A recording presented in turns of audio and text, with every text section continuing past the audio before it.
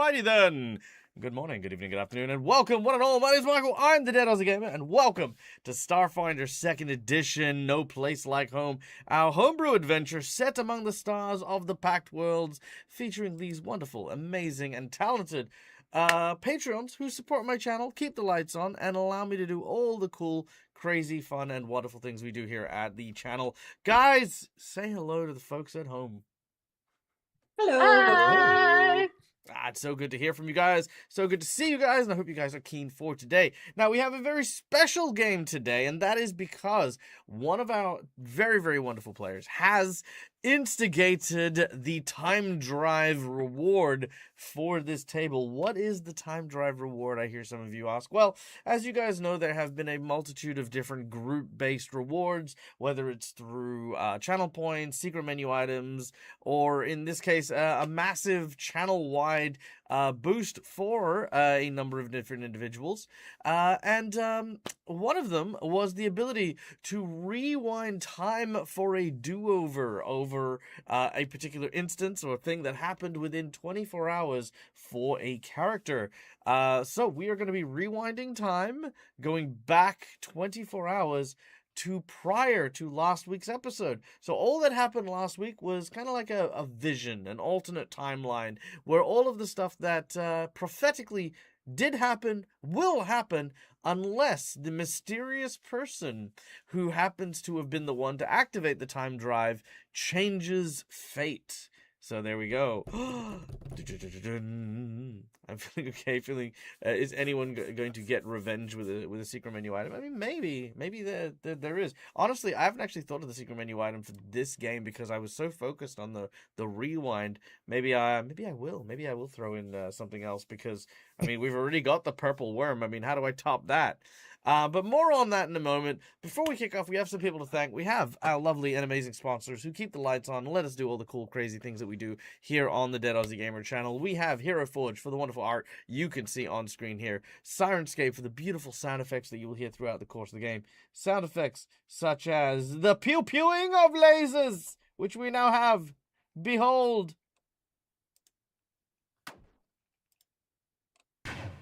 Pew. Not impressed by my pew-pews? Well, I have a taser! Get tased, bro! I have buttons now. It's very pleasing to the dag. So you know. Anyway. So yeah, Sirenscape. We have that. And then, of course, lastly, we have Fantasy Grounds for our VTT of choice, which has all of our rules, all of our dice rollers, all of the cool stuff there. Check those out in your time, and yeah, they're fun. Cool. But, of course, we would not be playing a game without some characters to play with. Otherwise, you would just be sitting here listening to me talk to myself, which we've seen that happen. We know what happens. It gets weird, man. But to play in today's game, we have Cookie Mon Steve taking the role of Captain Gareth. G'day, buddy. How's it going? It's going good. Why don't you tell us a little bit about Captain Gareth? Oh, Captain Gareth. He's a human, Solarian, which is kind of means he's like attached to sun things. It's strange enough, like the name goes. Captain of the ship has a past yet to be revealed.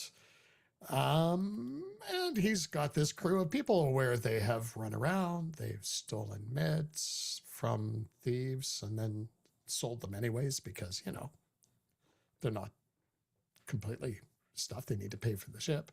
Gotten in trouble with the Ratchets, which is a crime family, and is being chased by, well, certainly a very large, mean, nasty steward sergeant who doesn't like him for some reason. Some reason. It's There you possible I know why. Beautiful. I love it. Next up, we have playing the role of Elwyn, our ship's medic, is none other than our dear friend Cass. Hi, Cass. Hi, Doug.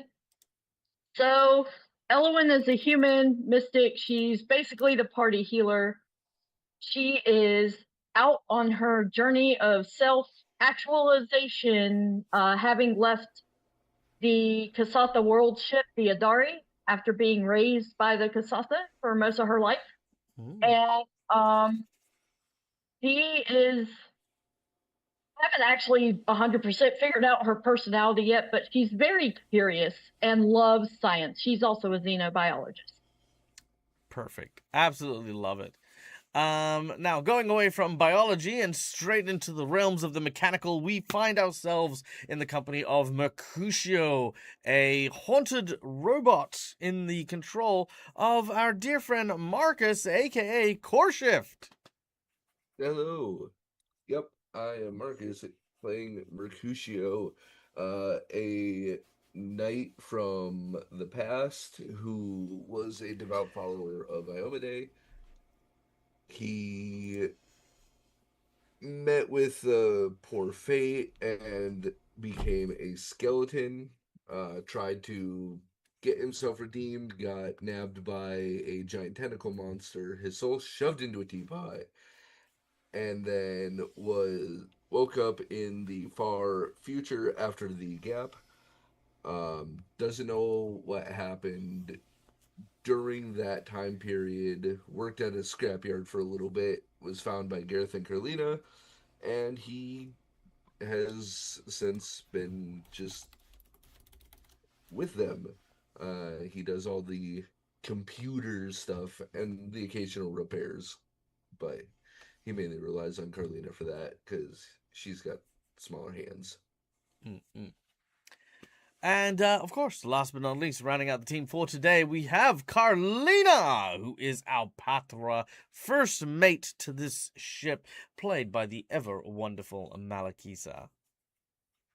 Hello. So I play Carlina, who is a Patra guardian, and she is a junker. She likes fixing things and making things out of garbage, because why would you buy something new when you can just recycle it, which works really well with this very recycled ship. And she's been friends with Gareth for a while. She's going to take care of him the best she can. And she's going to take care of her crew the best she can, as long as Elle will stop running into melee. Please.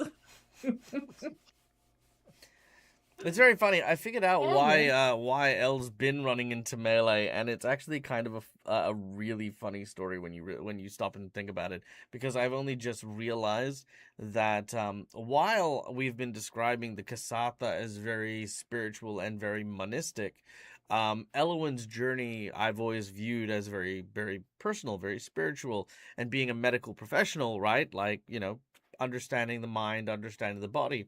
What I didn't realize is that Cass wanted to do martial arts with this character and kick people's asses with bare fists. Now, I didn't know that, because when someone tells me about being a monk, I don't think about Kung Fu Shaolin monk all the time. I think, sitting on a mat, praying and sort of understanding and honing one sense of self, meditation, there's so many different things. Not, and now that I think about it, like thinking about the train heist and a whole bunch of other stuff, I'm like, you know what? Yeah, that makes sense. Elowin's been trying to like bare knuckle everyone that they've been coming across, and I'm like, oh man, it's just clicked, and it's just like, okay.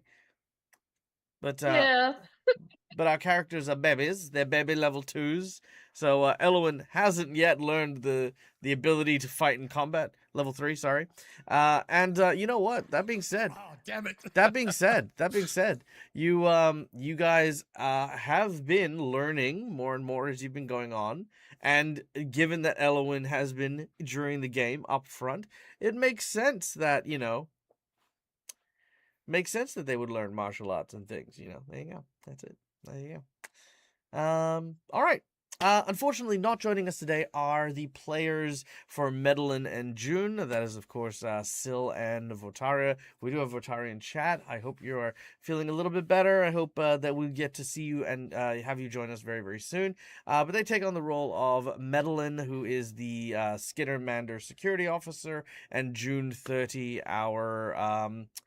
our android pilot / gamer girl for this adventure. But yes, Now, before we kick off, we have one last person to thank, and that is our lovely audience members. Guys, thank you for being here and enjoying the show alongside us. As such, we invite you behind the GM screen to play around with us, have a bit of fun, and influence the game while we play. First of all, just by watching the show, you earn channel points that can be used to do a whole bunch of different things. Inspiration, wandering bosses, divine intervention, divine healing, so many more cool things. Check those things out. Those are amazing. We need a giant mech to attack. You know what? Maybe I'll do that. We'll see. So we have a whole bunch of cool things. So go check out this channel point rewards because they're free. And hey, if you're subscribed, you earn channel points quicker, which is always a thing. We then have, of course, the DAG donations, which go towards the DAG survival check for the month, which we are at 63%, which is awesome. Thank you to everyone who's already helped make an effort towards trying to get us there across the finish line. There's still a little bit of time left, so let's see if we can get across it. But to help us get there, we have our DAG donations, which you can see over here. We have our $5 donation, which are hero points and jinx points. Hero points are the red marks that can be used to stave off death, petition the DM for stuff that isn't in the rules and roll with advantage. Jinx points can be used to counteract hero points, make bad guys roll with advantage, and complicate things ever so slightly. For $10, I will draw from the deck of plot twists, be the twistiest of plot stuff. Basically, they give me narrative prompts. I will then take that prompt and add it to the game. The other reward is our roll and playbook, which is filled with a assortment of random tables and encounter ideas, which we will roll for and throw into the mix as well. So those are the two rewards for a $10 reward. $20, we give some of the coveted golden natural 20 because sometimes shit just needs to work, and a nat 20 is how we do it. $50, we have two rewards. We have either a boss buff, where we increase the difficulty of a challenge greatly expended, making things harder, making parameters different, changes the terrain, adding nuns, we do a whole bunch of stuff. Or for $50, you can do a draw from the Harrow deck, which we have a fancy smancy deck of fortune-telling cards. I read a prophecy, and if my players fulfill that prophecy, they will gain a secret fighting art, a boon, and a magic item from the creature within. Then we have our secret menu item. Now, I'm hearing calls for revenge for a mech that one of our players has dropped. And unfortunately, I'm not going to perpetuate that. You know, I know I like to pit my players against each other for donation things and stuff like that, but that's not what we're going to do today. I do have an idea for what we're going to do today, and if it's any consolation, while the purple worm is still there, we still have this giant monster worm hybrid thing. I think that there is something equally important to be able to give the group and to give the table to experience in full-fledgedness the enjoyment of the sci-fi element to our adventure, and that is, of course, a crippling virus. Now, what is this crippling virus going to be? Is it going to be a digital virus that's going to ruin the computer and turn your already insane AIs insane? No! This virus is actually going to be a biological virus. That's right, I'm going to add a sickness to spread over the ship. More importantly, it is going to be a sentient sickness. So basically a cloud or a swarm of very contagious bacteria that is able to communicate with its prospective host is going to infect the ship.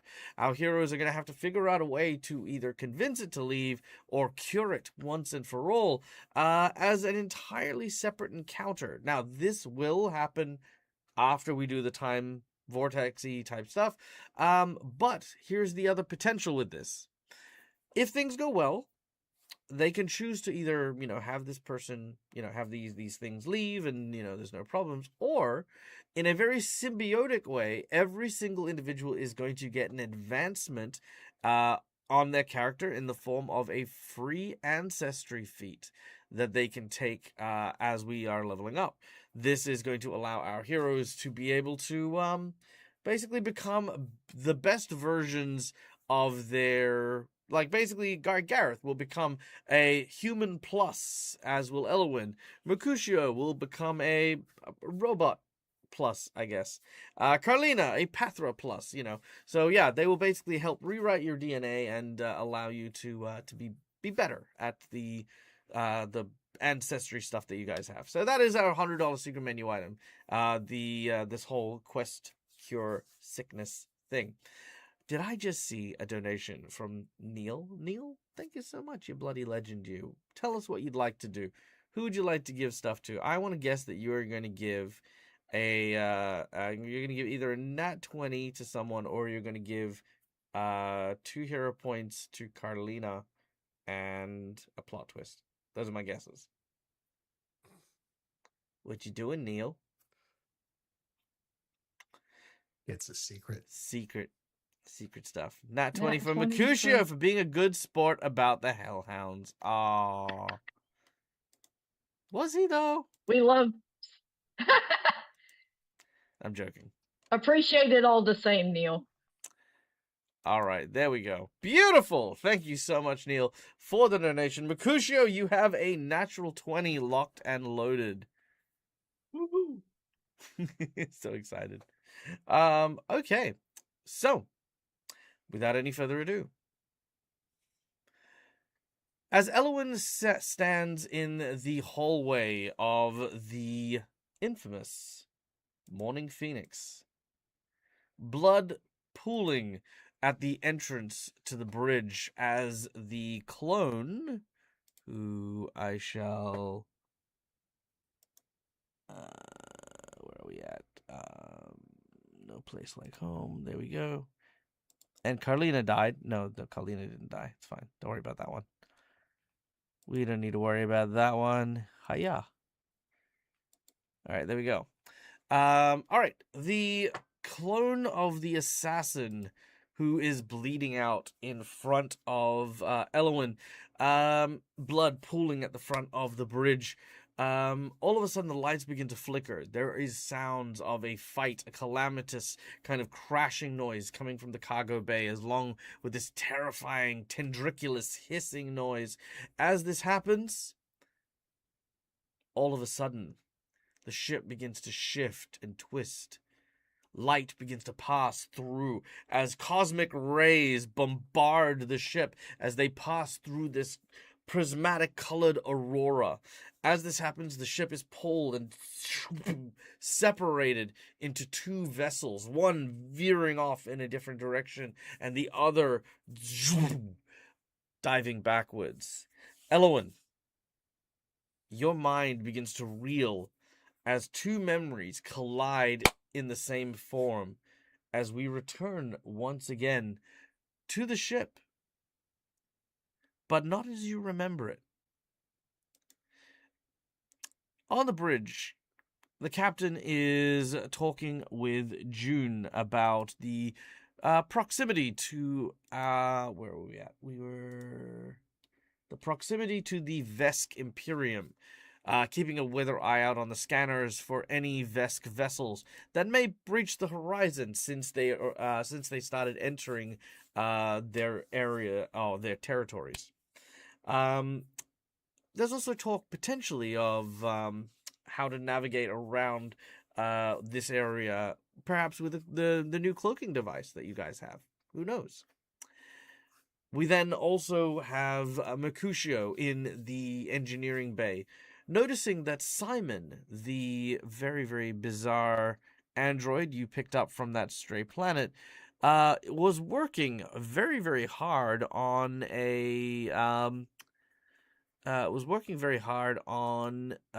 working on some sort of USB storage device thing, which Mercutio learned was the black box of the ship that he was wrecked in, and found out that he was responsible for the deaths of almost all of his crew. Carlina, you also happening to be in the engineering area, just making sure that the systems are all checked and up and running, and Medellin checking and repairing the weapons that they have, preparing also for a surgery that Elwyn is preparing them for, an eye surgery to help put an augmentation in. But we cut to Elwyn in the med bay. As you are laying down all of your tools for the surgery ahead, all of a sudden a splitting headache rushes through you, and you see visions that just feel so real. You feel visions of a meteor shower, the ship being struck, a person boarding the vessel, you being held hostage at gunpoint, Medellin and Mercutio trying to defend you, Mercutio locked in a cupboard. Gareth confronting the individual. All of these memories now flood into you, and we're going to start this session from the medbay with Elowen. At least this Elowen. As this headache hits Elowen, she is going to put the rest of her tools down because, having a scalpel and things like that in her hands when she's being hit by what could essentially be a migraine is not the best idea.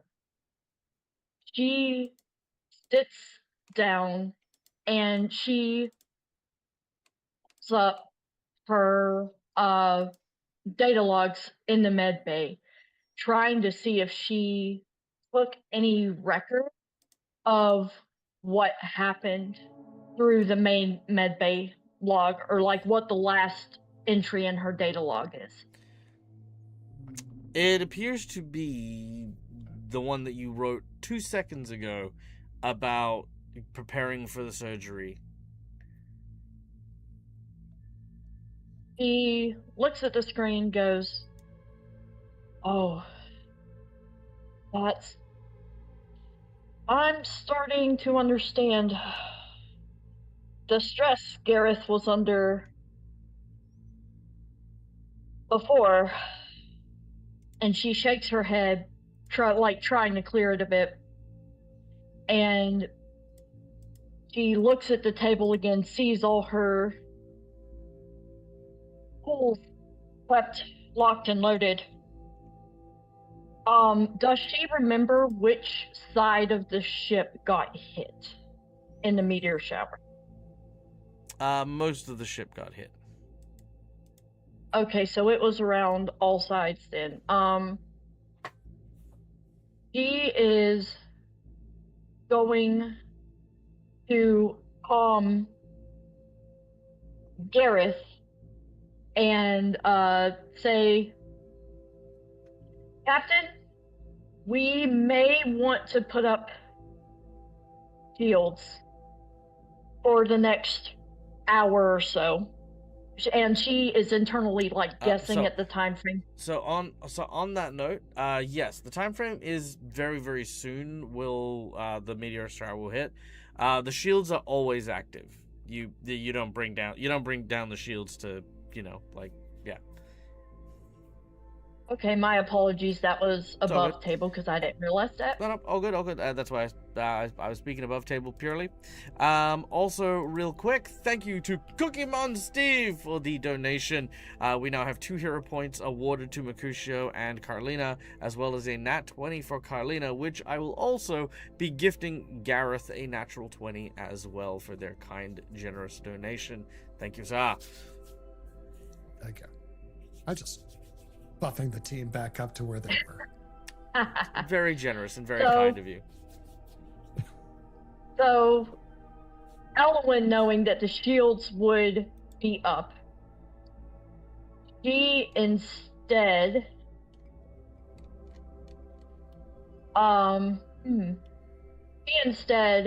actually is going to Carlina and Mercutio simultaneously.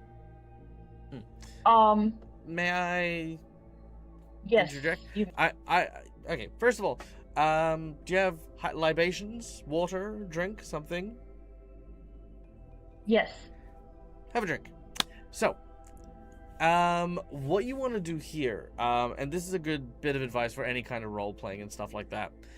Sometimes when we're in the lead for a story element, sometimes we try to compartmentalize and complete objectives. What do we need to do? What is objective A? How do we accomplish it? What is objective B? How do we accomplish it? It becomes more difficult when we need to seek those things out ourselves because we aren't being given by the DM a definitive thing.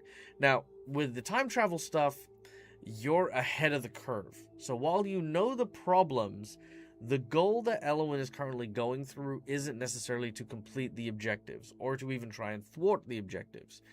Importantly enough, with any good role play, what you want to do is you want to have a proper reaction. You want to have your own moment here, one that doesn't involve other people, doesn't involve solving an issue, even if it's a moment of, what the fuck has just happened to me? I have been thrown back in time. This shouldn't be right.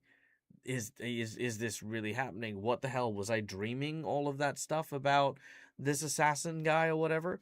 There are lots of ways that your character doesn't necessarily need to buy into what I as a DM say, because here's 3 massive truths that I will drop on you. Number 1 is that on your scene, it belongs to you. You're telling the story. You're not conquering a quest. You're not beating a thing. We are getting to know Elowin here, and this scene is for you to express Elowin, right? Not to solve a puzzle. Express. Second, you assume that as a DM, I will not lie to you.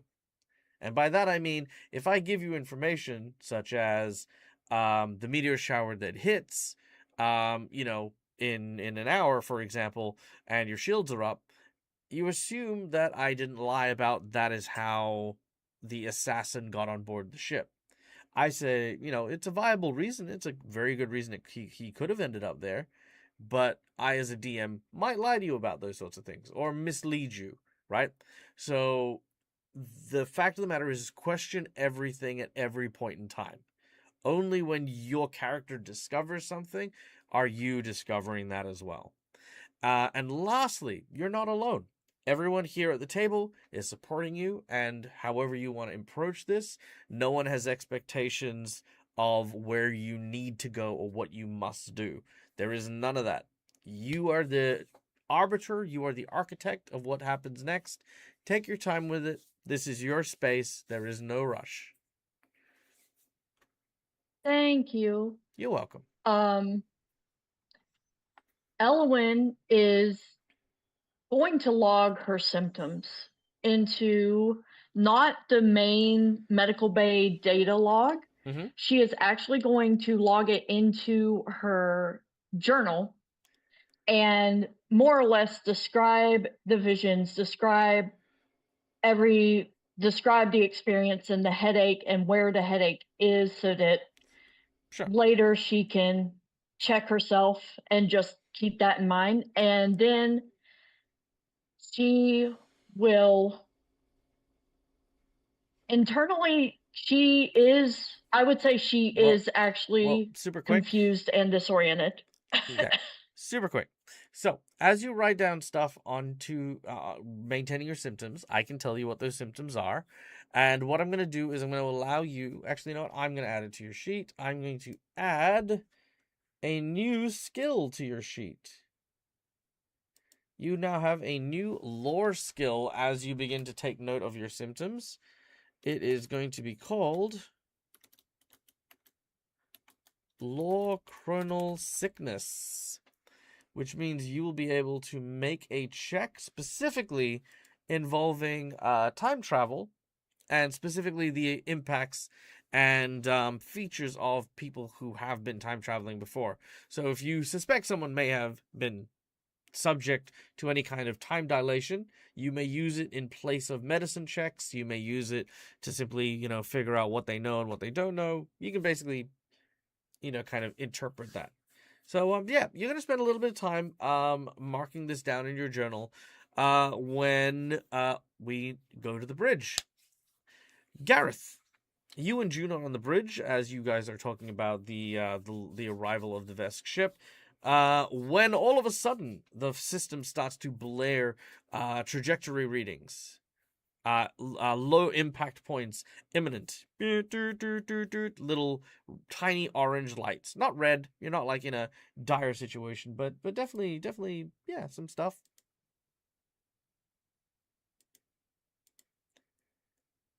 It's Gareth, trusting the ship, of course, double checks the shields are still up. Yep, by checking over the systems, the shields are still nominal. A couple of hits have already kind of damaged the forward shields so far, but it seems to be slowly progressing. Yeah, and it's can we dodge? Like, he's basically asking June, can, you know, try and minimize. Right away, Captain. June begins to try to pilot and navigate it. It is almost impossible to miss every single strike, but for the most part, you can see she is doing her job very, very well. At this point in time, you hear a radio call from Mercutio. Mercutio, you've just learnt what you have about Simon.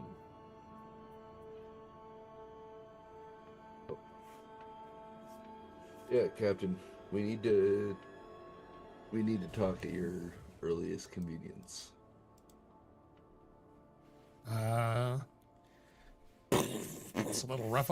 Yeah, it's These are just noises, not vibrations. yeah. It's a little rough out here. How urgent is it, Mark? It's not like it's life or death at the moment, but it is important, and we need to be. Okay. He's gonna look at June and go, "You okay with this?" June says, "Yeah, I got this." And that is when you Okay. hear a god-awful crunch noise.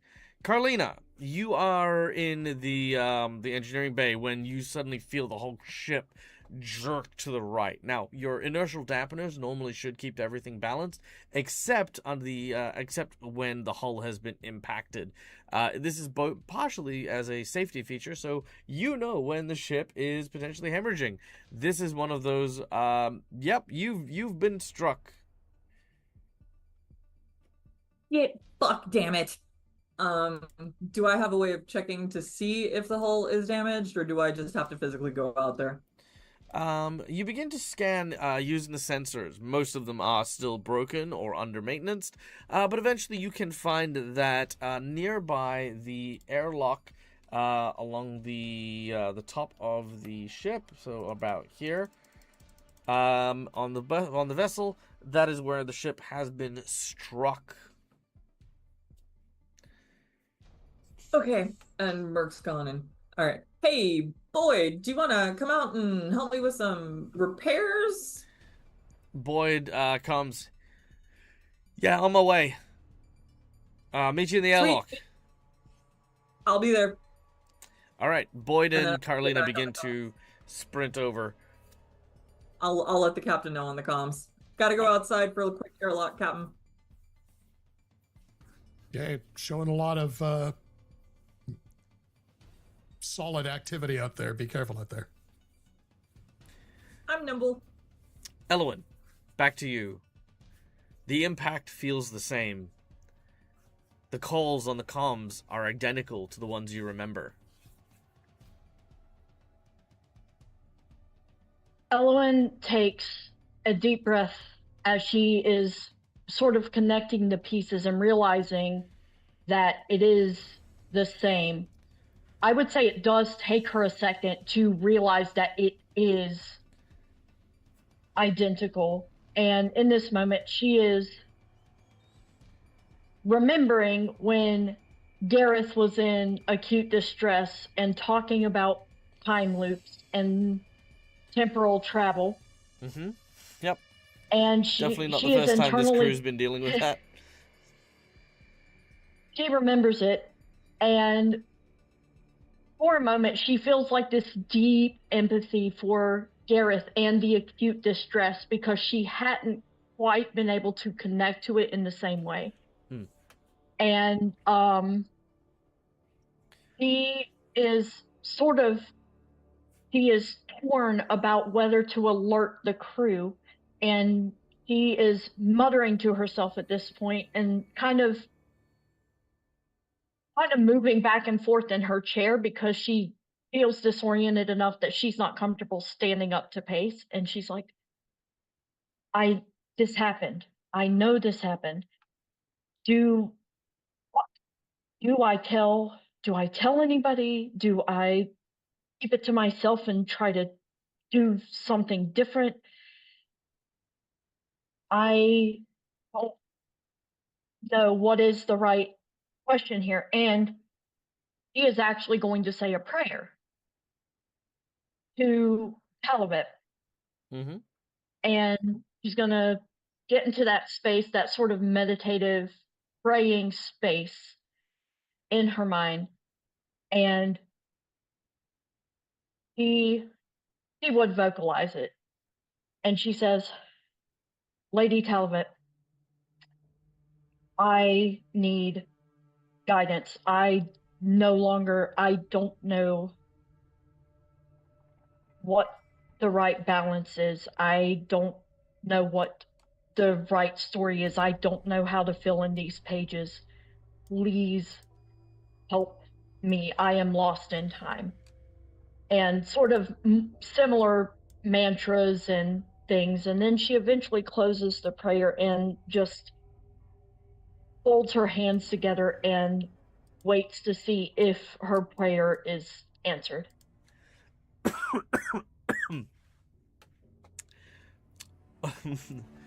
Well,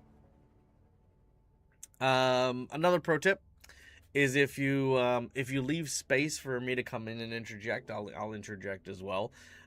So, start, middle, and end of the prayer doesn't really give me a chance to weave in there.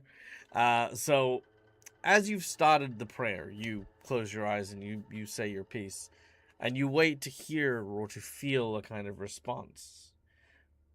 There is comfort, from your prayer, a certain spiritual cleanse that sort of, happens when you do pray for guidance. But never before has there been any real kind of, again, strong, tangible God coming down and being like, hey, go left. You don't have that ability, unfortunately. But as soon as you're done, you open your eyes and you hear the sound of a firearm being cocked. From behind you. I'm not done. From behind you, you hear a voice.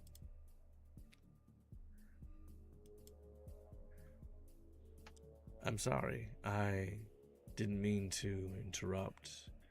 I think it would be rude to stop you in the middle of prayer. Seems impolite to take away someone's comfort. The man standing behind you, again, pointing a gun at you at the same time as he says this.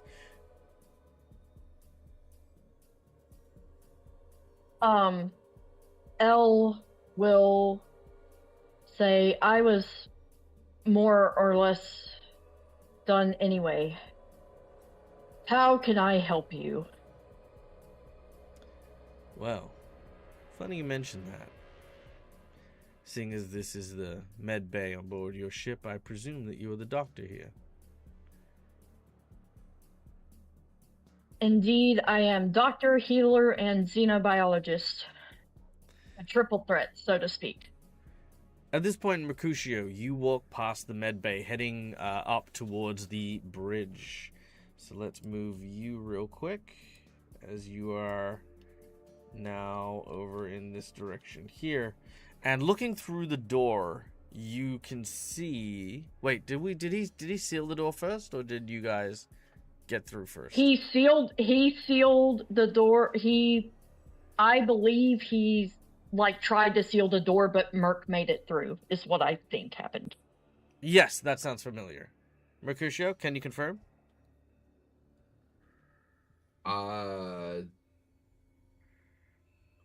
Not really, because none of this is going how I remember it. How do you remember it? It was Merc was already on the bridge, or he was already heading to the bridge talking to Gareth. He got there as Gareth was heading to talk to Elwyn. They were talking in the hallway, then went to his office. Was that? That's... Yep. Oh, is that what happened? Oh, okay, my apologies. So in which case, in this particular version, because Elowen stopped to pray, Gareth would have met up with Mercutio at the bridge, and both of you would be on your way to see Elowen. Okay, so first difference. Yeah, go on. No, so Gareth was actually staying on the bridge because of the stuff. Yeah, he To stayed give back with June. Right, He okay. went to see what was going on, and Merc was swinging by Elowen on the way Merc back. was headed back to engineering. Oh, okay. And then went in to check on Elowen after the bump. Okay. Because all her tools went flying everywhere. Right. Okay, so it's the exact same thing. It's just instead of going to the bridge, you're coming from the bridge. Yeah. Okay, cool. Yeah. Sweet. Thank you. That's exactly what we needed. All right. Yeah, because Merc was already in the room when the doors sealed on them. And then there was a ruffle in one of the other doors. Merc went to check it out, forced it open. And that's when the assassin appeared. Ah, okay. I'm with you. Okay, cool. So, in this particular instance, the assassin, seeing Elowen at prayer and not by weapons, has jumped down early. Mercutio, you are now entering, having left the bridge after explaining to Gareth everything involved with Simon. Yep. Okay. So, as the door remains open for the time being, Mercutio, you see this individual standing behind Elowen, gun aimed at her. What do you do? Merc is going to stop, look at the guy, look at Elle. Kind of feeling obviously seeing the gun pointed at her and seeing there's some tension. Mm-hmm. He's gonna go, Elle, is everything good? Who's your friend? Funnily enough, I don't know what to call him. And she will kind of hold her hands out as a show of like good faith to show that she doesn't have any secret medical tools or whatever. She has no intent to escalate. Secret medical tools. And you walk down listen, the street. Huh, stethoscope. Boom, protractor. Oh God, I needed that to ease into. I needed that to ease up a little, actually. So thank you. But like, she could have been hiding a medical knife or scalpel in her boot or something. But she's not. That'd be very She is holds her hands out in a will of good fate, and she's gonna go. This gentleman, is he behind her, or is he to the side? He's behind me. He's here. Okay. Like directly, like he's inside the room. Okay. So, he's gonna be like, this gentleman here was about to request my help with a matter, though whether it's healing or xenobiology, I don't know. If I had to guess, it would be some kind of healing. Also, just FYI, if you're a doctor, you wouldn't necessarily call it healing. You'd call it like medicine, or you'd call it like treatment. You know, you're a doctor, not a wizard. Well, she's thinking about the magical side of her healing, since she did just do a prayer. Oh yeah, no. You'd still call them sci-fi versus fantasy is kind of the vibe. Yeah. The this is what Elowen says to you, Mercutio.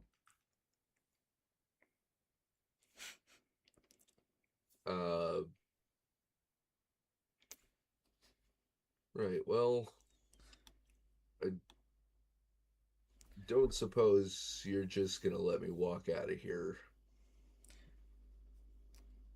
Weird. You're a robot, but your sensors give you the ability to understand and incite intent. It's very, very advanced. Yeah. Yeah, that's a good call. Why don't you step in? We can continue this conversation nice and slowly. Merkel shimmy his way into the room. He's got his hands up. Not the first time I've dealt with highly trained specimen in red. It's a very specific thing to have to deal with. Close the door We've behind got a you. lot of very specific stuff that's happened. Yeah, close the door behind you. And he does. He then gestures like with the gun. Step away. Yep, Merkel back himself literally into a corner. He fires at the panel on the door, immediately shorting it out. Now, we're gonna get nice and cozy. I'm gonna do my business here, and then I'm gonna leave. You play ball. Nothing goes wrong. You don't. Well, let's just say you're gonna be happy that we are in a med bay right now. Meanwhile, Carlina, you are out on the wing as you could see the devastation that the meteorites have taken are quite substantial. Again, a lot of micro patchings and stuff like that is what's required over here, as you are doing your best to kind of like keep everything kind of like inside the ship instead of hurtling out into space. Boyd is there with you and basically saying, you know, for a place that is effectively like devoid of stuff, we always seem to be hitting things. You ever noticed that? I have noticed that. I feel like we've got extraordinarily bad luck, but at the same time, this ship is still holding together, and you should notice that because this ship is great. Look, about that. I know that this ship is personal, and I know it's yours. But look, you can't ignore when things are going wrong. Okay, if you pretend like everything's fine, okay, that's how shit like this happens. You know, that's how you end up with like 60% of your sensors not working. It's how you end up with your shields at 30% capacity when you're at the start of like your day. You know, you gotta take a minute to sort of go like, hey, maybe I need some help with this. Which is why you're helping me out with this. But let's be honest. Yeah. Those super fancy cruise liners with those idiot engineers that have no idea what's going on with their ships. If this had happened to one of them, you think any of them could have fixed this shit? Okay, look, you have a point, but the point is that this sort of shit doesn't happen on those cruises because they're well maintained. Hey, I maintain my ship. Look, I'm just saying that, you know, look, I'm just saying there is, you know, like, they don't have the hardships you have to go through, and they don't have to be as creative as you need to be in order to keep this ship flying. And the fact that you can keep it flying is impressive, but that don't change the fact that, you know, sometimes you need to kind of, like, you know, like, understand when things need to be fixed, you know, and things need to be junked, right? Junk and stuff. This, for example. Oh no, we're not junking. But he holds a. Do you know what this is? He holds up what looks to be a triaxilium three-way thrust capacitor. Mm-hmm. It's a triaxilium three-way thrust capacitor. Right. Now, please explain to me why you rewired this into the ventilation. Now, Carlina, can make a computing check or a crafting check if you would like. I'm going to make a crafting check.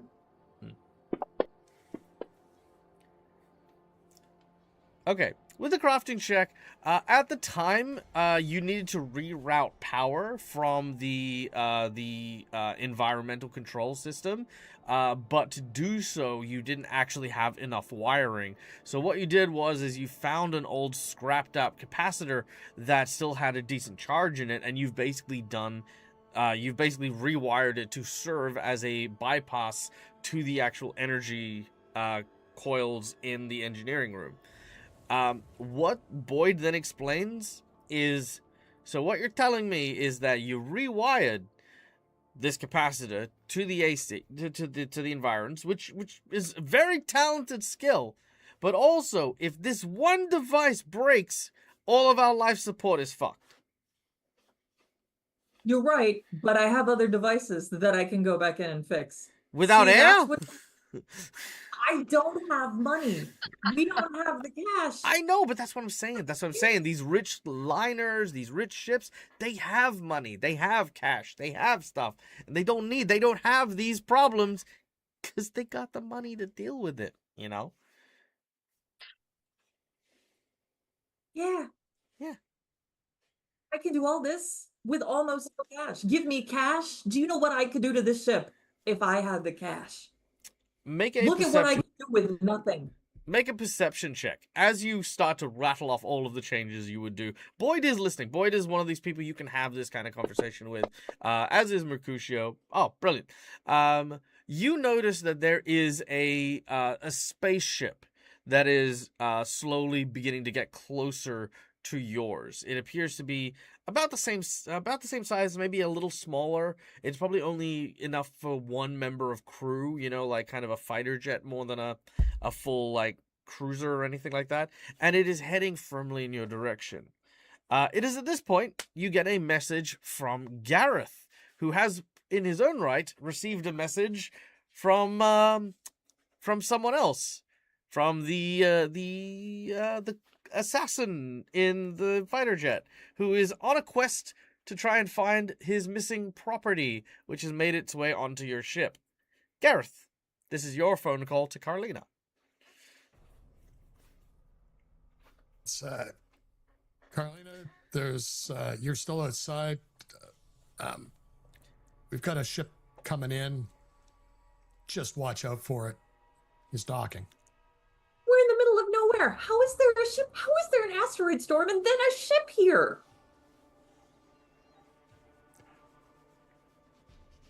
We live right. Okay. I see it. We're good. We're gonna keep fixing. Do you want to take bets on if we'll find a space station that's like hidden out here, filled with like mutant zombies or something? You know, if it's here, we will find it. This crew will find it. All right. Gareth, your conversation with the assassin has basically gone as well as can be expected. He has mentioned that this person or this individual on your ship is highly trained and highly dangerous, and that he would come in order to fix it for you. You have a few minutes in the bridge with June if you wish to. Medellin has thus not responded, and neither has Gareth. Neither has Mercutio. So you knew Mercutio was going to go check on Elowin. There was no response. Medellin was asked to go check on Elowin. No response.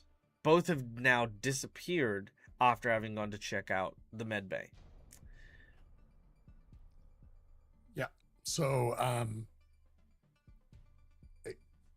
Gareth is basically going to say to June, lock the door. I'm going to the airlock to meet our new friend. I think there's definitely something going on.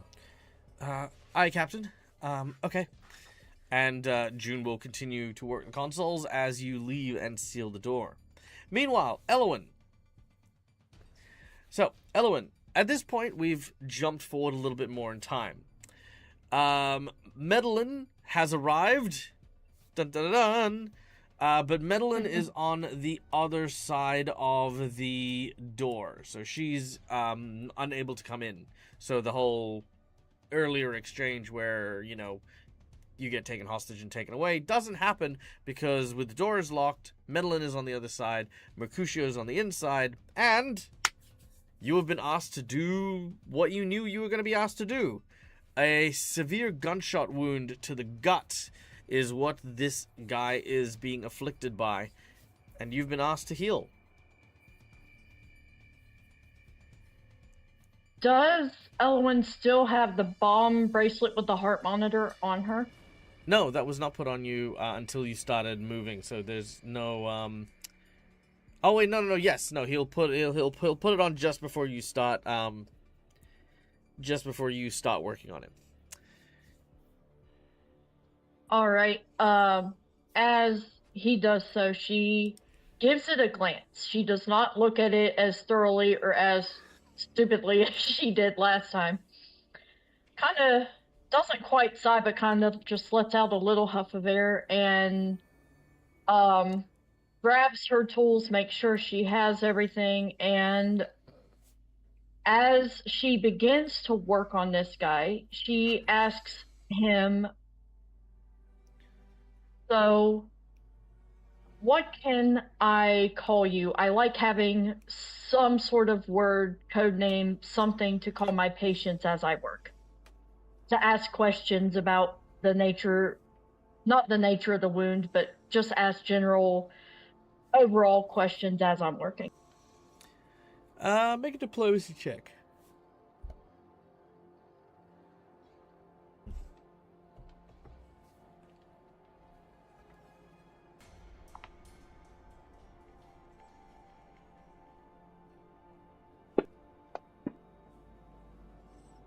Okay, with a 14, he says,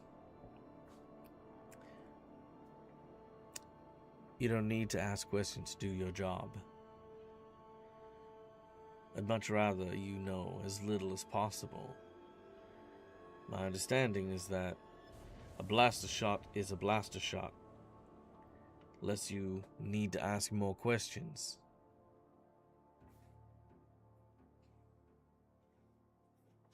She's gonna sigh a little, like not sarcastically or rudely, but just kind of in a stressed way, and she's gonna just, yeah, that makes sense.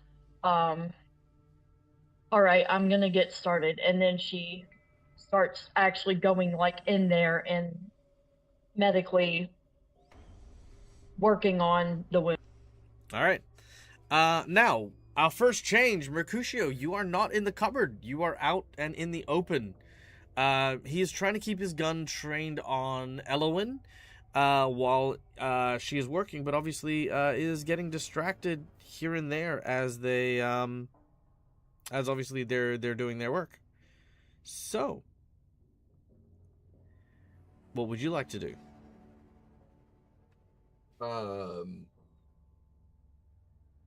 I have a not necessarily a mechanics question about an ability of mine, but Mhm. like how it looks. Um, for the electric sheep ability, like does it look like I just slump over, or like when I use it, do I glitch out a little bit? Um, I think you would. Good question. I think you would sort of the face would disappear is what I think. Okay, so it looked like I'd gone inactive then. Yeah, I'd say that. Okay. Um, I would, or Mercutio would then use that ability again, Hmm. to get into the computer so he can, go up through and uh to since Gareth had already left the bridge, I think is that what he said? Mm-hmm. Um, to get up to June in the bridge, because that's where he's assuming Gareth is, to let her know what's happening, and if Garrett's not there, to let him know. Sure. June will like. Oh my God, Mercutio, is that you? 3 letters, YES. Okay. Hi.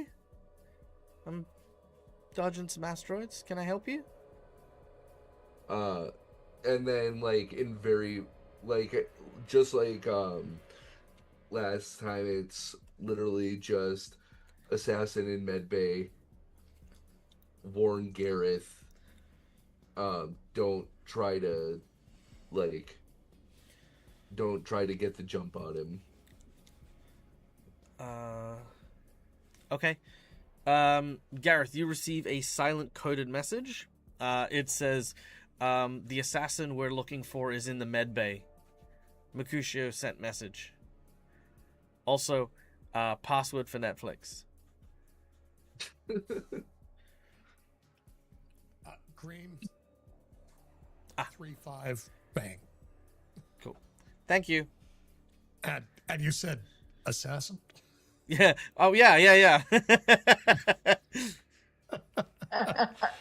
Oh, no, my video. Come back. There we go. Gareth just shakes his head going, you know, Carlina had a point.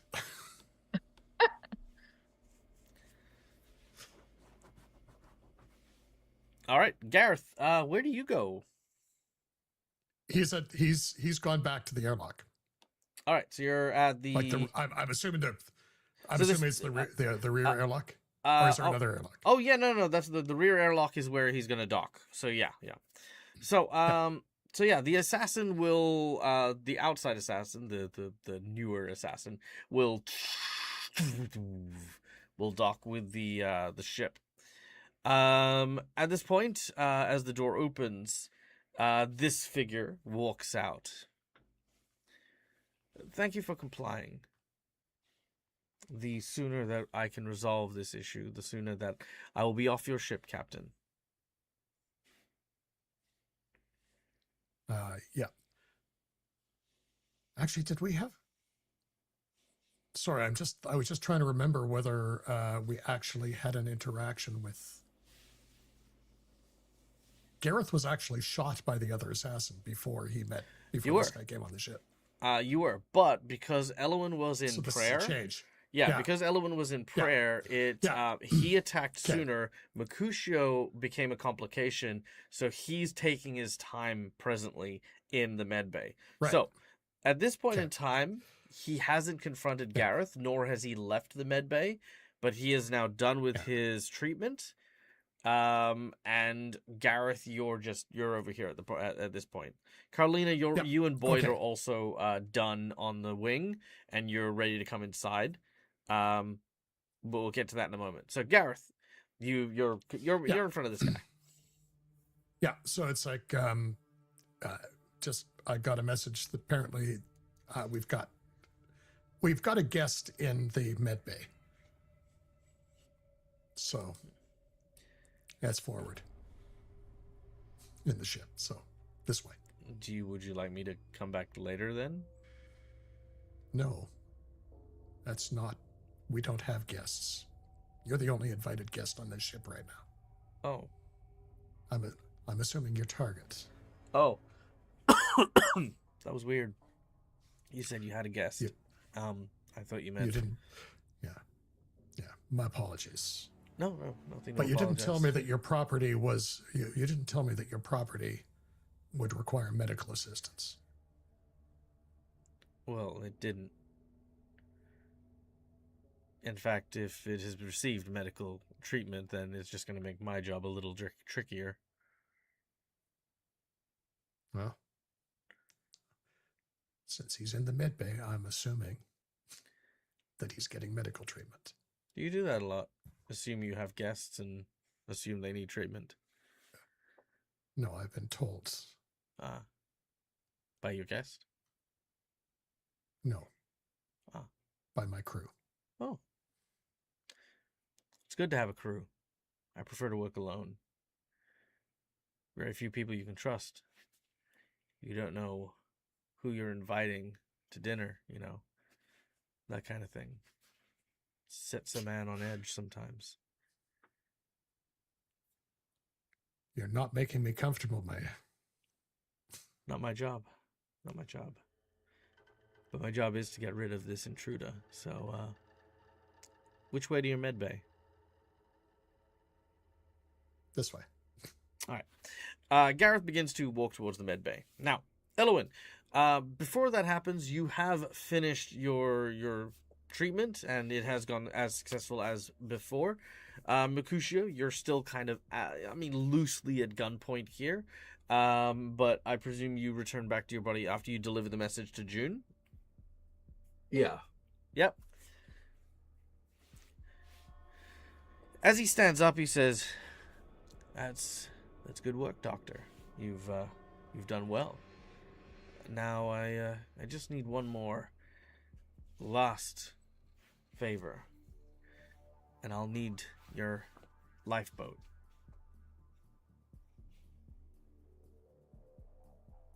Oh, I have bad news. I do not believe we have a lifeboat or escape pod. We're not that kind of ship, unfortunately. And then she mutters under her breath, I really wish we were. You expect me to believe that a deep space exploration voyage ship does not have an escape barge? She laughed. Go ahead, Marcus. We are very broke. He looks around and he says, yeah, I can kind of tell that. I guess I'll be commandeering this ship then. Take me to your bridge. Is your pilot a fighter? You do know that you blasted the lock to the door, right? Yeah. So we can't get out. Oh, Which means you can't get out. Oh, there's always a way out. I mean, there's always a way.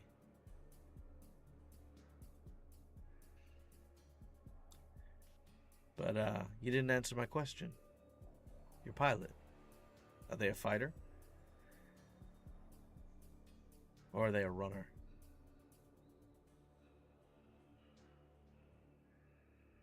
Elowen speaks up. She takes a moment to kind of figure out her wording. Mm-hmm. And she kind of runs the hand without the bomb on it, over her hair and says, she tries to be a fighter, but I don't know if she would run necessarily. Pity. Okay. You two, over there, against the wall. Now. Elle moves against the wall. He holds the gun, pointing it at the both of you, trying to, lure you to the wall. Plot twist! Neil. Alright, let's do the plot twist for Neil. Neil, plot twist is... Oh, my God, what was that? All in the details. Of course. Yeah. Alright. Mercutio and Elowen, both of you may make a crafting check as you watch him very quickly pull something from his belt and go over to the door. On the other side of the door, Medellin is still sort of pacing, sort of waiting for instructions, wanting to bust in and shoot some people. He knocks on the glass with his gun, and the thing he pulled from his belt, he shows Medellin, which is a grenade. And he wiggles it at her. Medellin flips him the bird. He then smiles. Well, he doesn't smile. He just kind of sort of you can see his eyes light up a little bit as he then begins to stick this cylindrical object against the door. He then takes a few steps back. Meanwhile, Carlina, on the outside of the ship, you've just finished your repairs with Boyd, as you've obviously watched the ship come in and land and the like, and you give yourself a very well-deserved pat on the back. That is when something else hits the ship. Not hard like a rock, more like a a thing of wet towels, just sort of. You hear it before you see it.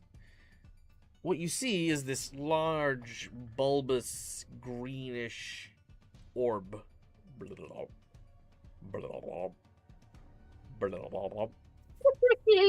I love that noise. You do like making that noise. I do. Is it clearly organic? Can I tell that it's an organic? Super clearly organic. 100% organic. Couldn't be more organic.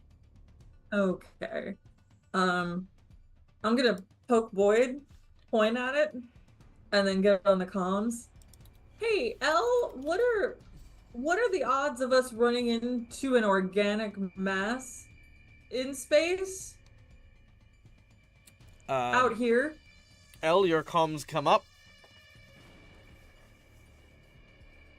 She looks at the assassin and goes, "Am I safe to answer this?" And then she holds up the bomb bracelet. And yeah, he nods. This is here. Yeah, he nods. You're fine.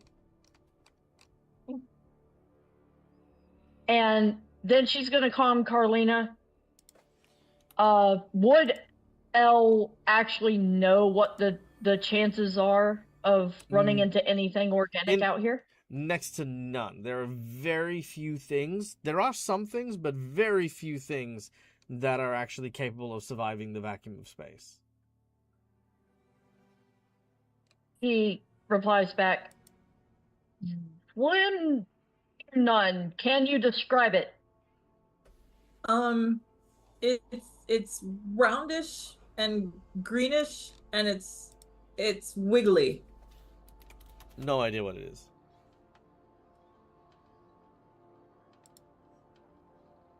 Brown, green, wiggly. Elle's gonna kind of mutter that, and she's like, "Oh frick, that's not helpful. Is there any way that she can try to access information from her xenobiology logs to see if there's anything in them that would match that description?" Nothing would. She comes back to Carlina. No idea. Unfortunately, I'll have to log it later. Pretty cool to find a new thing out here. But probably not a great idea to poke it. Please don't poke the thing that I don't know what it is. Thank you. Should we get it off the ship? Because it's attached to the ship. Above table, is it actually attached to the ship? Mm-hmm. Or is it like away from the ship? No, it's attached to the ship.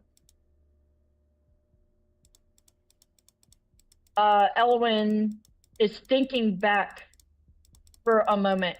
He remembers that the last time Carlina calmed her about this, he didn't have a description because she ignored it and ran. And she's like, "Oh, yeah, that's..." And she kind of taps her head with her free non-bombed arm. Goes, oh fuck, I shouldn't have ignored that. Damn it. Yeah, we probably should. And then she calms Carlina again. We probably do not want a thing attached to our ship that we don't know what it is. Is anybody with you? Yeah, Boyd's out here with me. Hello.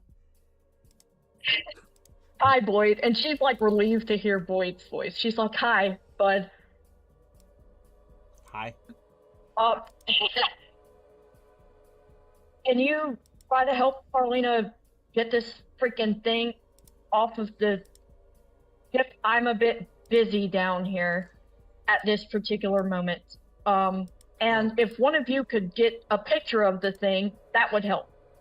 Yeah, sure, I guess. We can try. And the two of you begin to make your way towards the egg-shaped thing, which is still undulating and the like. All right. Medellin is going to step away from the door, and as they do so, Gareth, you arrive with your friendly assassin to see Medellin taking cover.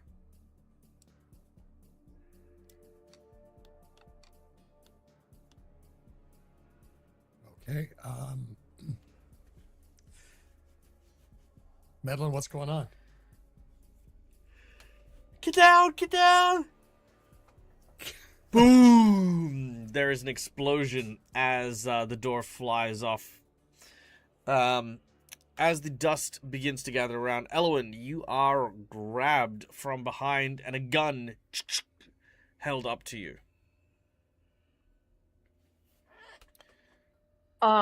It's the same guy, right? The above table, the guy that was okay. Yeah. Same situation, same scenario. So I would let me actually get into it. In her mind, in this moment, Elle's going, yeah, I remember, like internally, she does not say this out loud to anyone or comment. Yes, this happened before. He grabbed me from behind. We're about to head to the bridge, I believe. And she's like trying to do the math in her head. And she takes a deep breath, tries to like center herself to not look or appear as if she's jittery or going to jump and startle. And she's gonna ask him, so you've got me. I'm assuming you want me to take you somewhere. No, you're just a thing to catch bullets while I'm on my way to the bridge. But sure, if you feel better knowing that I need you, I need you to keep me alive. Just a little longer. He nods and holds again, like slowly to not startle, holds up the bomb. I can't keep you alive with this thing on my wrist. Make a diplomacy check.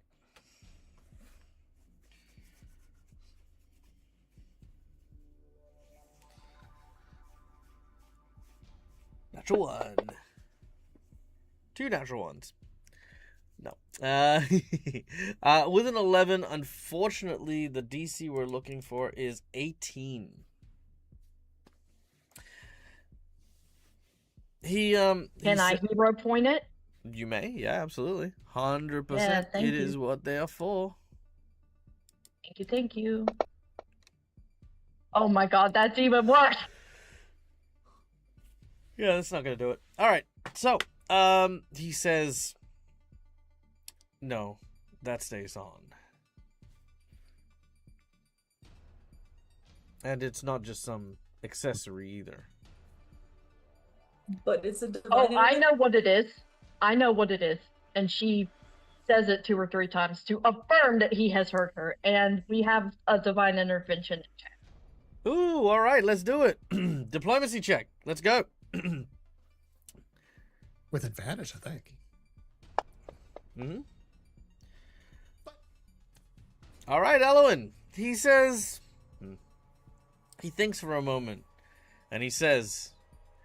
I suppose there's something to be said about me holding a gun to your head and a bomb to your arm being redundant.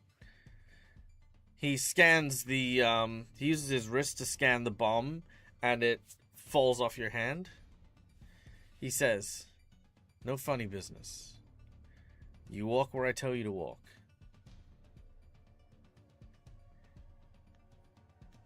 Of course, it's hard to do funny business with a gun pointed to the head. The bridge is this way. This one's at your spine. Oh. Alright. Mercutio, as Elle is taking this guy out of the room, you do have a golden opportunity where his back is turned to you.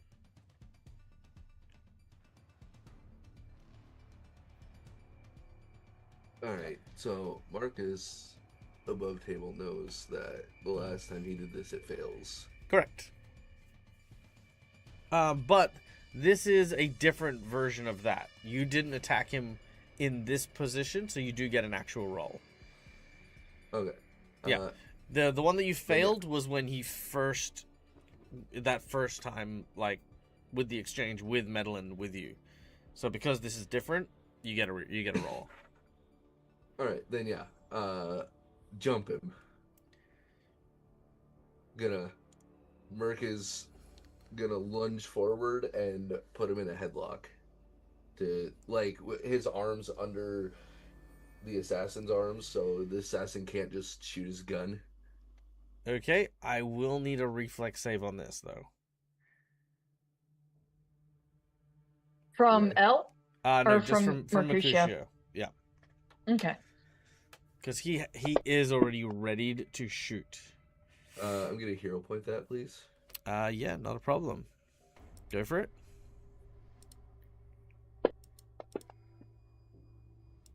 And I'm just gonna use the natural 20.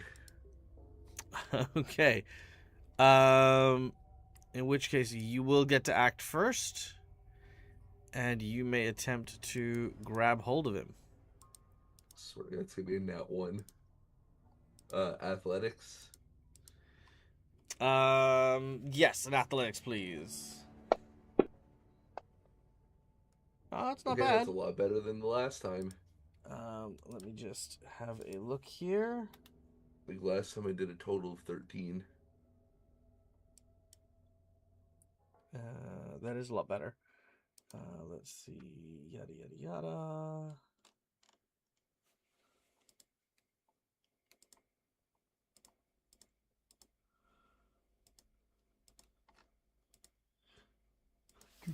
There we go. Okay, that is a athletics check required of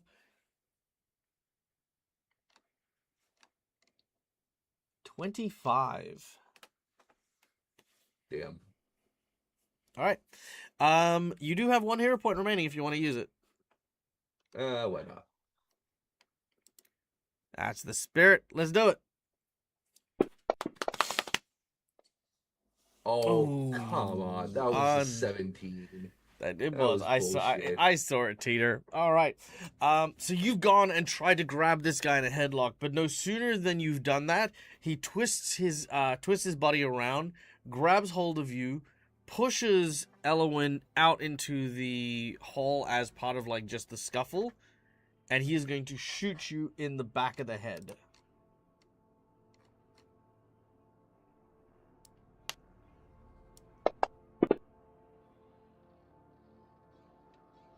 All right. As he does so, Mercutio, there is a blast, and your glass dome just sort of shatters on the ground. As far as you can tell, if you want, you can make a deception check to make him believe you've died. Because it's basically glass, you know what I mean? Like, you actually don't need a head, because you're, the teapot. So as the glass shatters, would you like to, as a reaction, deception?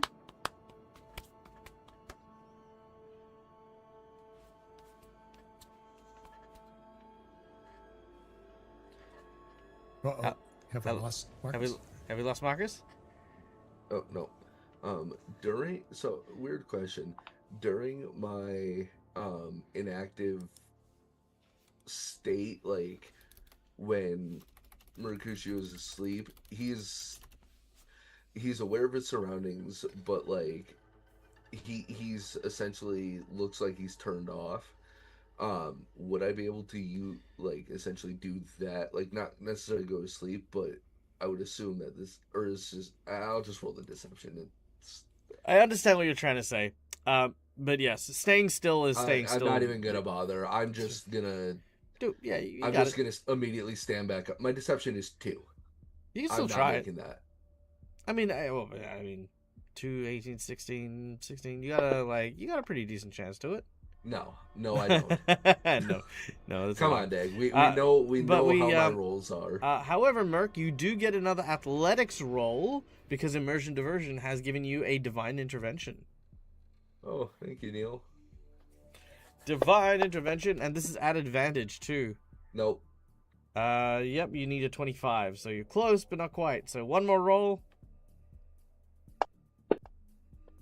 No. Oh, actually, you know what? A 23 will work because technically you'd be flanking with Elwyn.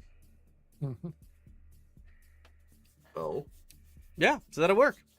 All right, so you reach down and you have, so backtracking a little bit, Mercutio, you've stepped forward and you have engaged in a grapple with the assassin. Elwyn, you are still pushed into the corridor. Gareth, you see that happen, as does Medellin. I guess we'll go into an initiative. I feel like that's going to be the easiest way to do this. Okay, just give me a hot moment while I get this guy sorted. Yeah. Also, I think Merc gets his damage back. Oh, yes, you do. Okay. Yep, so Mercutio is not damaged. Alright, there we go. Alright, initiative. Boom, there it is. Alright, and there he is. Alright, Elwyn, you're up first. Cole, first thing she's going to say is, I just did surgery on him, don't shoot! Damn it! And, for her first action, she is, going... Oh, sorry, I probably should mention, you can look down the corridor to the south, and you can see Gareth with the other assassin. Can she speak again? Out of curiosity, can she speak twice? You can speak in general. It's a free action. Just depends on what you want to say. Okay. So she still yells to not shoot this guy, and then she's gonna look down the corridor. And she's gonna be like, "What the? There's another you. What the hell?" And she is going to do a is the assassin I was working on at full health right now? Yes, he is. Oh, sorry, no, he is at.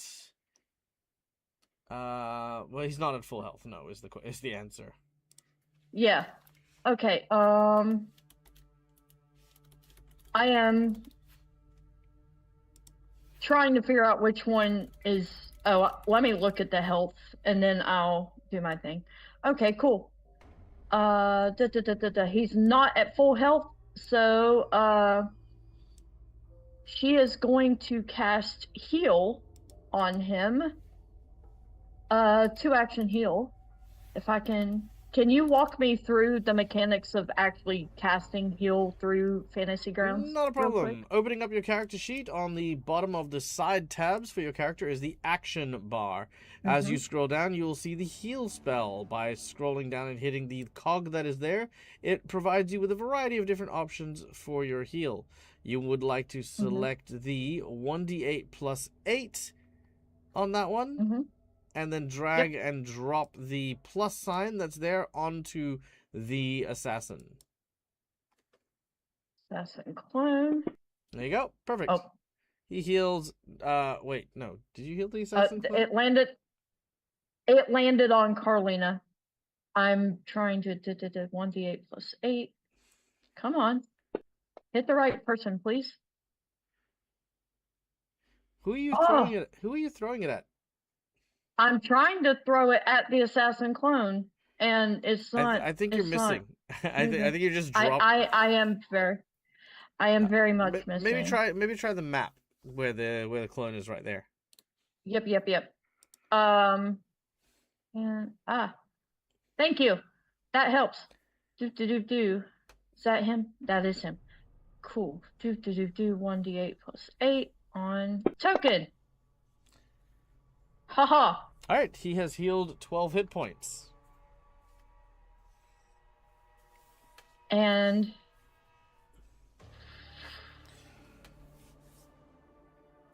that's going to be should have done a 3-action, whatever. She's just gonna end her turn there. All right, Mercutio, you're up. Well, Merc's not too happy that the guy who was just threatening her at gunpoint, she just healed. Well, I mean, yep. So he's not gonna say anything yet, but he is gonna make a very mental note of that. There's not really too much I can do. So, I guess I'll just keep him in the grapple. All right, make an athletics check to maintain.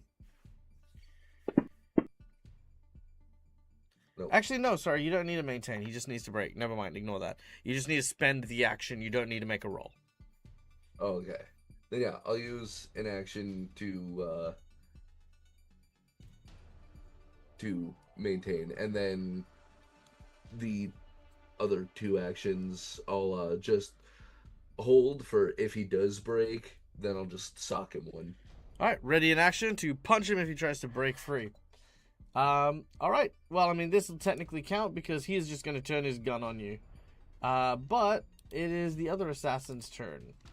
So the other assassin moves past Medellin and tries to get past Elowin. Elowin, do you try and stop him? Yes. I mean, he has to make a check to get past you. He's going to move as a 1 action. Second action, he is going to tell you, move out of the way now. I just did surgery on him. He is my patient. Absolutely the fuck not. That is my property, and you will. The main assassin now aims the gun at your head. You will move out of the way. At this point, all he can do is threaten you because he doesn't want to shoot you and it can't ready an action. So you're not in as much danger. Still danger, but not as much. Carlina, you are poking at the egg. You are using a welding torch to try and unbind it from the ship. It is not budging. That is when you watch as the egg begins to open up, and you watch as bits of goo start to float gravityless in space as it opens wider. Carlina? I'm not liking the goo. Not a fan of that. Do you have a grenade? I don't have a grenade, but I'm not using a grenade on my ship anyway. That ain't happening. Do I have any leftover like plate for hull repairs? No. No, I can't. There's nothing I can slide underneath it. I know that I know that when we think like how was Carlina repairing the wing, you were kind of bending the metal and refusing it. You don't have spare anythings. That's It's what like I'm we doing. don't need this panel over here. We'll take that panel from there, and that's where we'll put this one for now. That's fair. That sounds about right. I would like to quickly, if possible, like can I take a couple rounds and craft a taser using the stuff I have? Make a craft check. I mean, I think you'd have enough to make a taser. If you roll a natural 1, something funny will happen. Awesome. Oh, you know what? That's still a crit failure. I'm gonna count it. So, Carlina, you were like, taser! What? And then, What? clank! You yank out something from the ship, begin a crafting check, and you indeed make a taser. Immediately. Pew! All life support is now switched off in the ship. Boyd looks at you and says, was that the capacitor we were just talking about? Just then? You looks very similar to the capacitor. Okay, let's get this thing off the ship and get that back in the environmental controls real quick. real Yeah. quick. Yeah, that's a good idea. All right, Gareth, immediately everyone on the ship is wearing spacesuits. That's just the normal everyday suits that you guys wear, and they have a very limited air supply. This is basically for emergencies. A bubble appears around each of you, and I believe it does not last long. I think it's like an hour, give or take. So, it's long enough to help you guys out, but, don't be forever. And, of course, Carlina, don't lose that taser.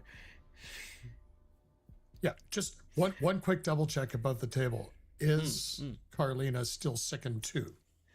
Oh no, 'Cause the I think effect that's should a be gone. hangover.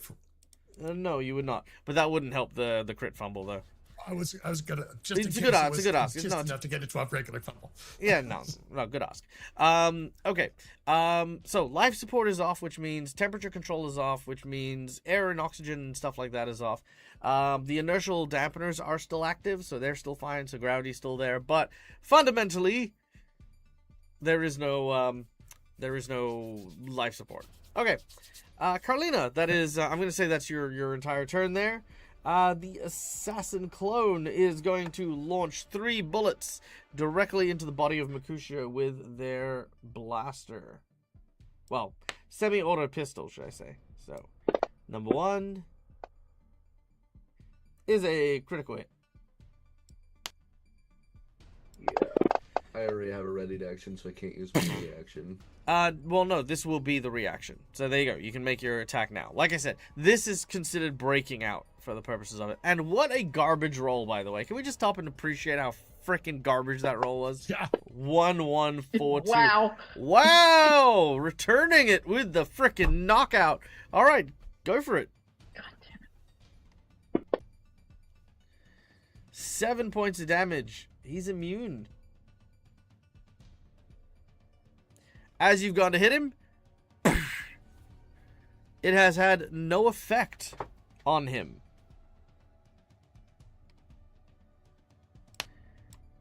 I'm going to roll a percentage.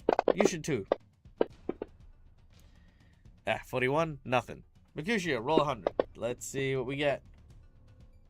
21, also nothing. Yeah, all right, Mercutio, what's your reaction?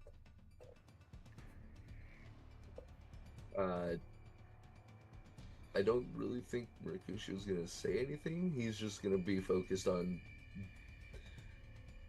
the fact that he just got shot, and then he's gonna fight. He's not. I more mean you punch this guy with everything you have. You hit him very solidly, and he seems unperturbed by your attack. I mean, that's fair. Is Mercutio a bit of a wimp? He's definitely not a wimp. He's just not a fist fighter. I'm sure. Okay, I guess. Yeah. Because like I said, you landed a critical hit and did no damage, so it's like that might be a moment of like, oh shit. But I also rolled like damn near minimum damage, so yeah, it's fair. It's fair. Or you almost rolled average. Second barrage of gunshots will miss. And the third and final barrage of gunshots. Ooh, that was almost a 20. All right, that is a miss. All right, so yeah, he is shooting Mercutio while Mercutio is grabbing him. The eggy will begin to hatch. And lo and behold, this tiny baby worm erupts. As it does so, it is going to dance for Carlina. Dance, dance, dance, dance for Carlina. Dance for Carlina. Carlina doesn't care. Do, do, do, do. As it's basically swaying and trying to hypnotize you, you don't give a shit. So it just tries to bite you. Proboscis bite. It will bite you. And as it does so, it hits you in the thigh for 13 damage. You know what... Well, you don't know what happens next, but we all know what happens next. As the large proboscis penetrates into the bone of Carlina. But unfortunately, it's not going to do anything else that round. Gareth, you're up next. The guy who you've brought onto your ship is presently holding a gun to the head of your medical officer, who is apparently Happy about adamant with that. getting in the way of his job. Yeah. It's Elowen, get clear, please. As I am not letting my patient die. I just did surgery.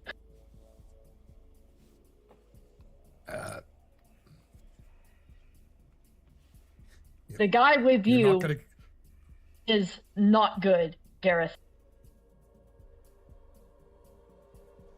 the Me guy well, with this you is was shut. not good either. It's by the way, are the lights on? No. It's very dark and very dim. Okay, so Oh, mean, wait, one hang of the on, I things got a Gareth thing. is going. Wait, I got a thing. Watch me do my thing. You ready? Yeah. Wow. Ooh. Night vision mode. Oh, nice. Okay, carry on. I love. Yeah. So I mean, Gareth is also going to he's going to go photon attune, which also means that I believe, if I remember, I've never had to use it before, but I believe he casts light. Oh no, but when as his sword comes up, it casts light. That's what it is.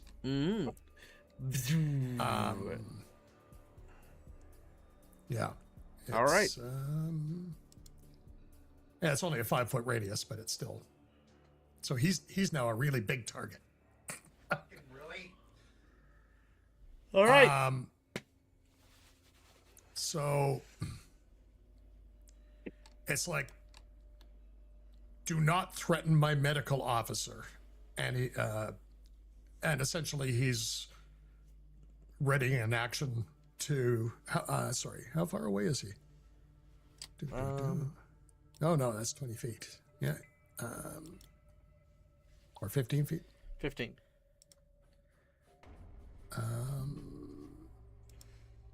That's a one action thing. Yeah, so he's readying an action to hit him with a solar flare if he does not change his targeting from Elowen. Is that Yeah, no, that's is fine. that good enough? Yeah. He will tell you that your crew needs to stand down. Otherwise, I will remove them. Elowen, it is your turn.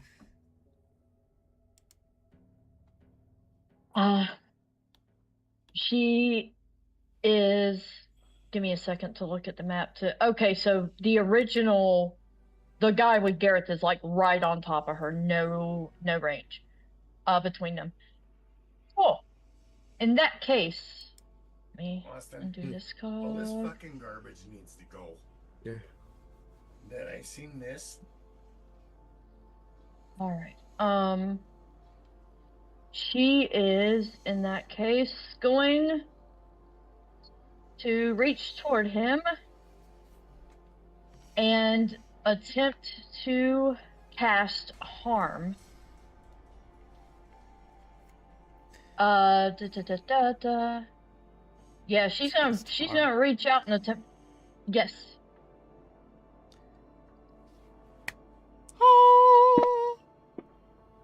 Because it looks like it's okay, cool. Doesn't do anything. No, and that is when, Elowen, you realize something that's different about this guy and the clone.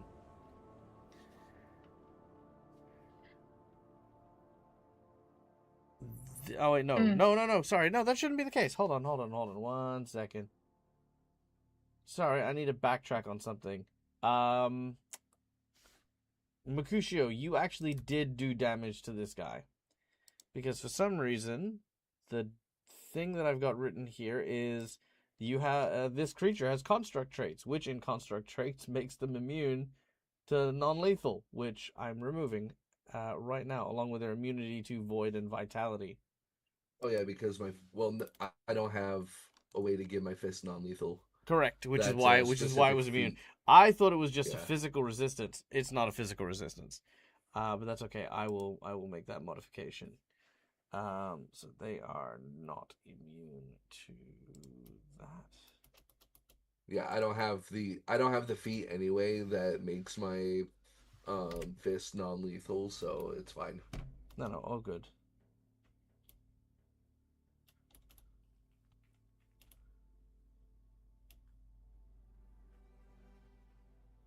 Yep, all good, all good. All right, carry on. So, Elwyn, as you lay your hands on this guy, he basically starts to, sort of feel like that pressure sort of suddenly going through him, the void damage burning through him as he then takes his gun, aims it at you, and Yep. fires. But that is where we're going to leave today's session. As our heroes are confused, perplexed. What is it Elowyn's doing? Saving one guy so fiercely. A guy she's just met, apparently. But more on that next week when we return for more No Place Like Home. Guys, thank you so much for listening. Thank you so much for watching. I hope you enjoyed today's session. This was a lot of fun. This was really cool. It was a little bit janky because obviously we're still trying to also remember what happened last week and stuff. But we got giant bug on the wing now fighting with Carlina. We got Mercutio grappling with one of the assassins. We got Elowyn, sort of standing in the way, and Gareth witnessing his medical officer getting shot. There's so many exciting stuff going on right now. So be sure to tune in next week when we're back. But in the meantime, guys. Oh, we didn't run past the plot twist, did we? What was the plot twist? The plot twist was all in the details. Sorry, yes, let's do that one. So, all in the details. What we're going to do here is, because we know this already, I'm going to play this into more of a plot twist. Elowyn, you noticed during your medical examination that the guy who you spoke to has a number on the back of his ear. You also notice that this guy also has a number at the back of his ear, meaning you believe both of these individuals to be biological twins, as well as fabricated humanoids, otherwise known as clones. So you identify these guys as identical clones. What that means and how that plays out, we will come back next week and find out. But thank you to everyone who came and joined us. Had a great time. Enjoyed all the cool stuff. We'll be back on Wednesday with a new group of individuals for Season of the Ghost. So be sure to tune in for that. That'll be a lot of fun. And next week, we should be seeing our new player join us as well. So that's a lot of fun. So yeah, keen on that. But in the meantime, guys, my name is Mike. I'm the Dead as a Gamer. This is my place. This is my face. And until we meet again, stay safe, stay wonderful, be kind to each other because why the fuck not? It's free. And as always, game hard or die trying. Good night, folks! Bye.